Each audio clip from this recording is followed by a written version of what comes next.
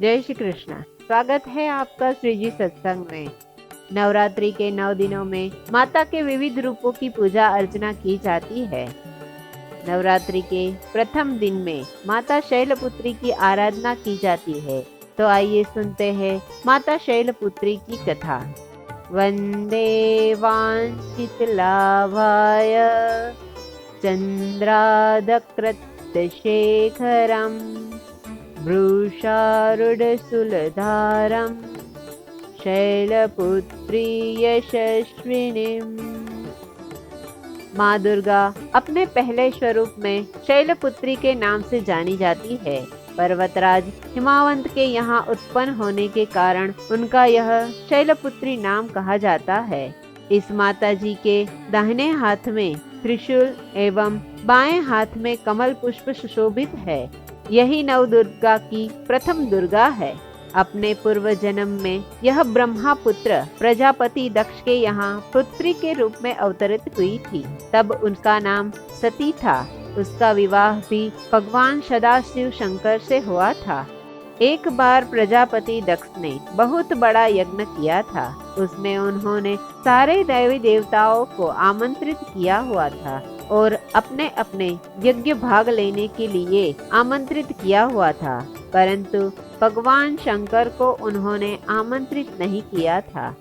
माता सती ने जब सुना कि हमारे पिता एक बहुत ही महान और विशाल यज्ञ का अनुष्ठान कर रहे हैं, तब वहां जाने के लिए उनका मन विचलित हो उठा। अपनी यह इच्छा उन्होंने भगवान शिव को बताई। सारी बातों पर सोच विचार करने के बाद उन्होंने माता सती से कहा कि प्रजापति दक्ष किसी कारण से हमसे रुष्ट है। अपने यज्ञ में उन्होंने सारे देवी देवताओं को निमंत्रित किया है। उनके यज्ञ भाग भी उन्हें समर्पित किए हैं, किंतु हमें जानबूझकर नहीं बुलाया है, कोई सूचना तक नहीं भेजी है। ऐसी परिस्थिति में तुम्हारा वहां जाना किसी भी प्रकार से श्रेयस्कर नहीं रहेगा। भगवान शंकर जी के इस उपदेश से माता सती के मन को शांति नहीं मिली। पिता का यज्ञ देखने और वहां जाकर माता और बहनों से मिलने के लिए माता का मन व्यग्र हो रहा था। उसकी व्यग्रता किसी भी कारण से कम हो नहीं रही थी। उनका प्रबल आग्रह देखकर भगवान शिवजी ने उन्हें यज्ञ में जाने की अनुमति दे दी। माता सती ने पिता के घर यज्ञ में पहुंचकर देखा कि कोई भी उनसे आदर और प्रेम के साथ बात नहीं कर रहा है। सारे लोग मुंह फेर कर बैठे हुए हैं। केवल उनकी माता प्रसूति ने ही उनको स्नेह से गले लगा लिया था। बहनों की बातों में भी व्यंग्य और उपहास के भाव दिख रहे थे। परिजनों के इस व्यवहार से माता के मन को बेहद कलेश पहुंचा था। उन्होंने यह भी देखा कि वहां भगवान शंकर जी के प्रति तिरस्कार का भाव भरा हुआ था। दक्ष ने उनके प्रति कुछ अपमानजनक वचन भी कहे। यह सब देखकर माता सती का हृदय दुख, क्षोभ और ग्लानि एवं क्रोध से जलने लगा। उन्होंने सोचा कि भगवान शिव जी की बात न मानकर यहाँ आकर उन्होंने बहुत ही बड़ी गलती कर दी है। वह अपने पति भगवान शंकर जी के इस अपमान को सहन न कर सकी। उन्होंने अपने इस रूप को तत्क्षण वहीं योग अग्नि द्वारा जलाकर भस्म कर दिया।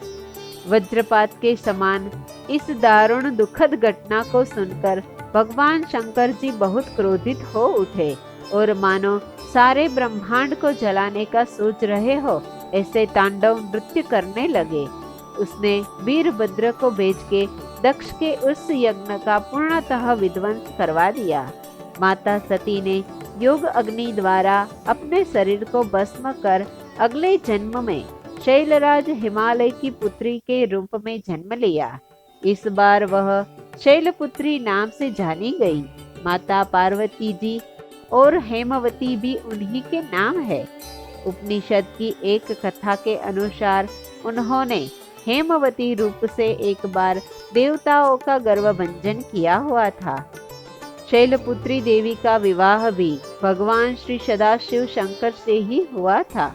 पूर्व जन्म की तरह इस जन्म में भी वही श्री भगवान शिव की अर्धांगना बनी थी। नवदुर्गाओं में प्रथम शैलपुत्री दुर्गा का महत्व और शक्तियां अनंत है।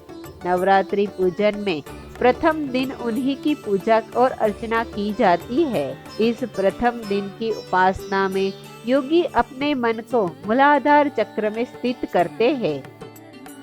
यहीं से उनकी योग की साधना शुरू होती है। माता शैलपुत्री की स्तुति इस मंत्र के द्वारा की जाती है।